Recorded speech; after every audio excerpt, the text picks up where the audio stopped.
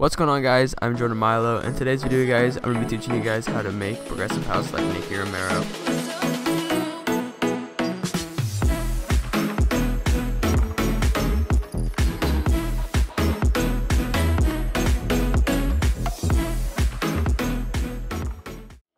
If you don't know, Nicky Romero is a progressive house producer. At least that's what he's really known for. He's not only a progressive house producer, he produces like pop and some other stuff, I think, now, but he's really known for his progressive house, especially about 2012, 2013, 2014, I Could Be the One, all these huge bangers he's releasing.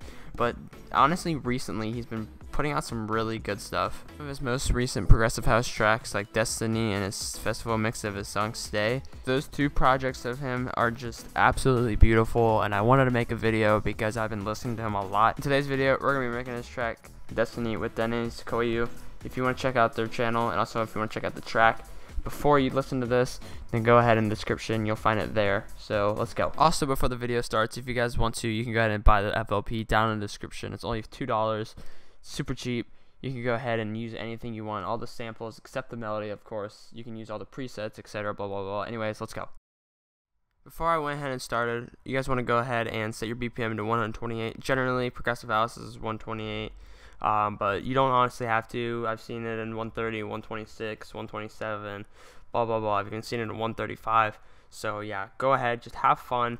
But generally you want to do 128, so that's what I did. Next step I did was implement the melody that I had. Before the next video clip plays, I want to apologize that I accidentally recorded this video in monos. That's why some of the audio and stuff is going to sound weird, but the final result will sound normal. So back to the video.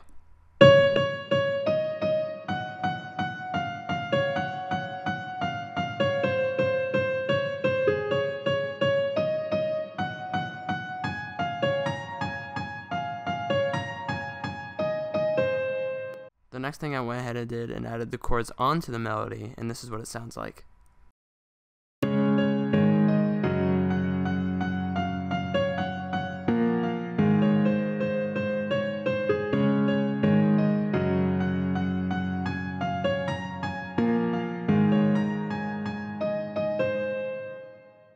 Next thing I did was copy and pasted the melody into some lead layers. Make sure not to overdo it. Don't make it hard on yourself to mix.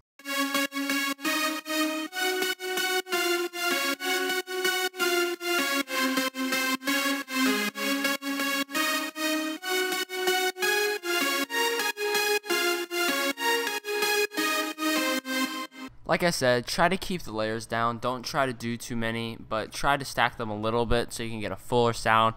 First thing you want to do is you want to try to go ahead and select a few stereo sounds. What does this mean? This means some super saws and these saw synths and all that stuff. And then you want to grab a few mono-y sounds, and also you want to grab some organic sounds. You're probably wondering what mono leads are.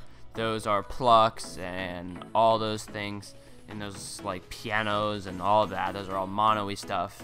And orchestral stuff is like violins and cellos and all that, guitars. So when you have all these sounds and you put them all together, it just gives it such a good organic and just such a good sound. It makes your sound so much full and much more real sounding. I'm going to show you guys what layers I stacked. The first synth I'm going to play is a super saw synth. Like I said, try to find some stereo-y sound stuff.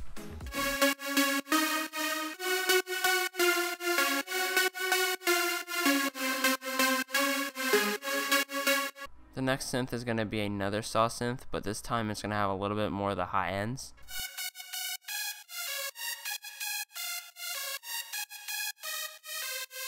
Now the third synth I have here is a kind of detuned-ish saw kind of lead. It has a kind of detuned sound to it.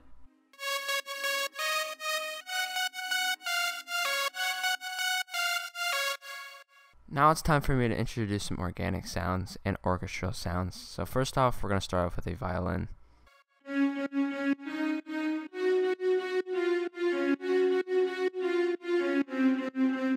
My apologies, guys. The last clip I actually said violin when I meant cello, but this time this is a violin.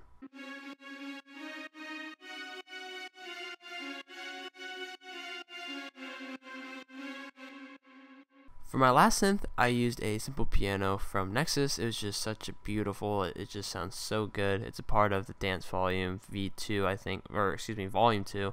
This is what it sounds like.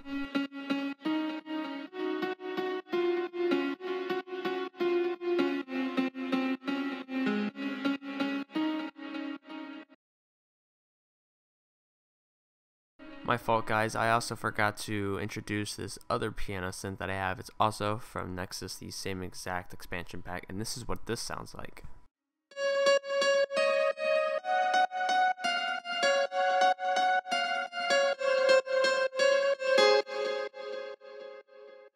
Now I'm going to talk to you guys how I mix these and how you should do it too. So the first thing I did was I went ahead and added a paramedic EQ. So EQing is just getting rid of certain ends. If you don't know what EQing is, a lot of you know what this is. But first thing I went ahead and did was cut out what we call low ends. This is seriously unnecessary stuff, especially when you're working with leads, because sub basses and basses are going to be what's taking that up. And you don't want us to have a sucky mix with all these low ends clashing and all that. Next thing I did was boost a little bit of some of the high end so it can have like a little bit of a white noise and just sound so much fuller. And next thing I did was cut some of the mids down, just because it's just a lot of the stuff there is just mushy and just sounds really bad. And it's called what we call resonance. It's just unnecessary stuff. Cut this out, it'll just make your mix so much better. Now the next thing I went ahead and did was added another FL Studio default plugin, which is called Fruity Reverb. And it's just, reverb is just so important, especially with anything, honestly, leads especially, just because it just sounds so much more full. So the third thing I went ahead and added was a fruity filter. Now this is super important when you're working in a normal track, but maybe when I'm working in a remake it might not be as important because you're playing the actual song end to the drop. So now the fourth thing I went ahead and added was Ozone 9 stereo imaging, which pretty much just makes it so much more full. It just sterilizes your leads, and it's just a great plugin overall. Now the fifth thing I went ahead and added was Sausage FATTNER. Now the next thing I went ahead and added was just a normal paramedic EQ, just cut some more of the mid ends. The last thing I went ahead and added was some Kickstart, which is sidechain. What is sidechain and why is it so important? Sidechain is just a very, very important thing, especially when you have a drop, because it just makes sure your leads don't interfere with the click of the kick, I guess, if you can say that in a way. So just make sure you add it. It doesn't have to be a Kickstart. Maybe if you want LFOTool, or if you want to just use it pretty balanced, but Kickstart's definitely my favorite, and I suggest it. After all that, I went ahead and took the chords, chopped them up, and put them into some drop chord synths.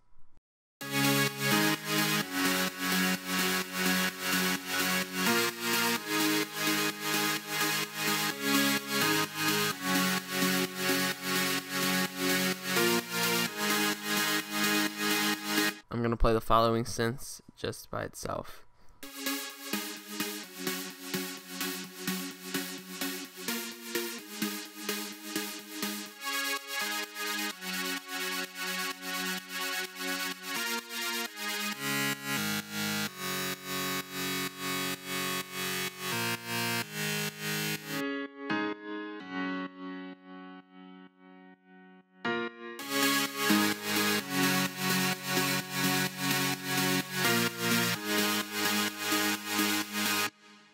Now let's go over what I did for the mixing.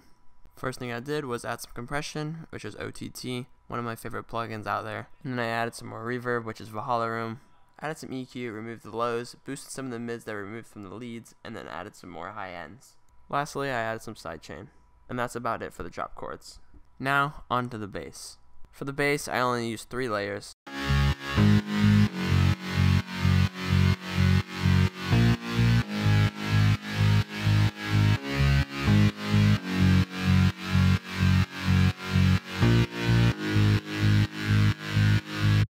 Again, I only used 3 layers, 2 mid basses and a sub. Here's what they sound like individually.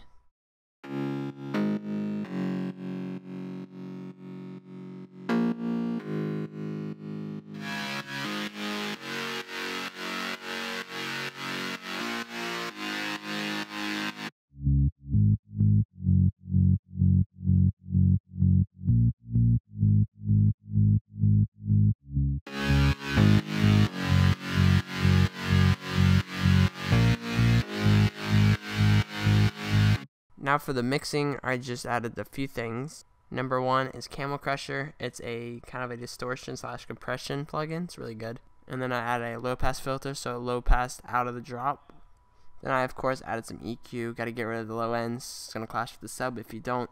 Then I added some more OTT, which is some compression. And lastly, of course, Kickstart.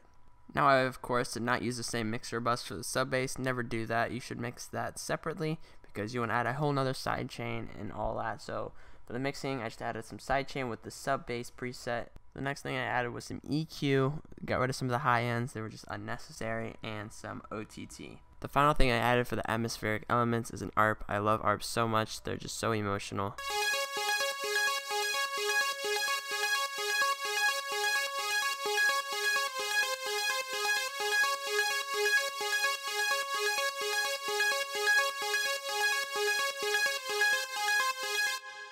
This is currently what we have so far with all the elements together.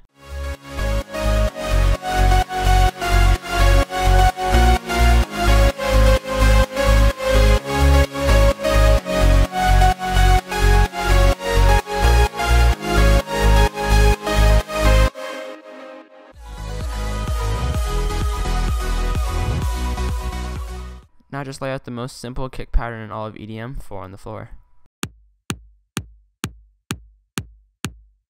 After that, just add a simple 4 on the floor ride. Just layer some more rides until you have a full sound.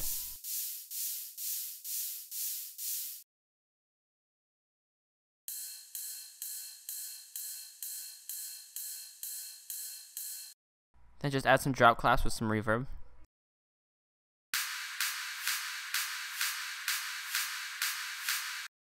Next thing you want to do is go ahead and add some crowd loops.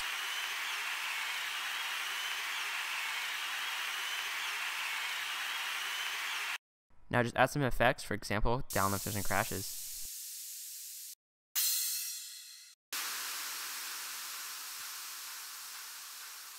Then the last thing I did was add this cool vocal ambience.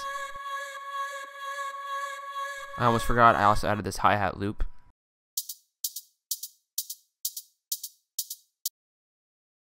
Now let's listen to what the drums sound like all together.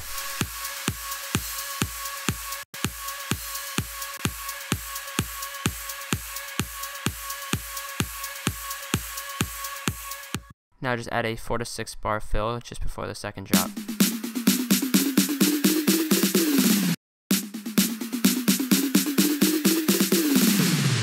At the end of the day, this is what we came up with.